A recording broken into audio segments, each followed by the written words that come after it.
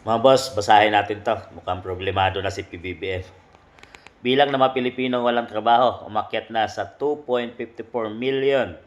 Mas mataas ito kumpara sa 1.96 million noong September 2025 at 1.97 million noong October 2024. Sinyalis na muling lumalala ang problema sa kawalan ng hanap buhay. Yan. Bagay, meron naman tupad.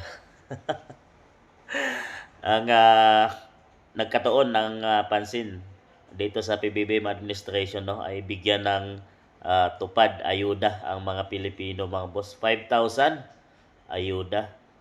Pero hindi ito pang matagalang solusyon yung ayuda, mga boss, dahil hindi ka laging ayuda 5,000. So kulang ang trabaho, magbabayad ka ng mga bills, ay kulang po yun. At pagkain, lalo na kung nangupahan ka. Dapat ang tinutukan ng PBBM administration ay kung paano magkaroon ng mga trabaho.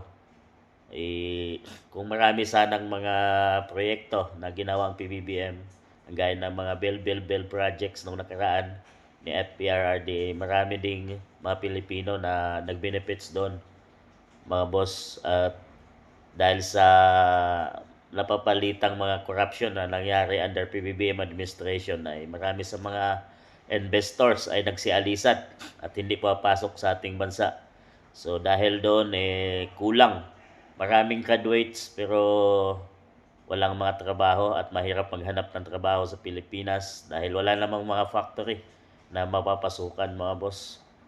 So talagang tagutom ngayon ang mga Pilipino.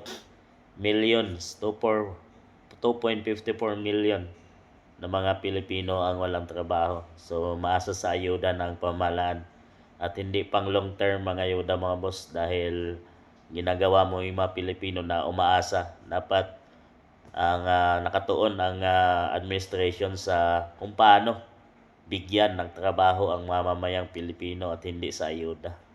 So sana ay matugunan ito ng PBBM administration dahil lalong naging pahirap ang mga mamamayang Pilipino. Ngayon, mag-aaral ka, gastos, pero pag nakagraduate ka, wala namang apply ang trabaho. So paano na yan? So gutom, mga boss. So paano kaya solusyonan ito?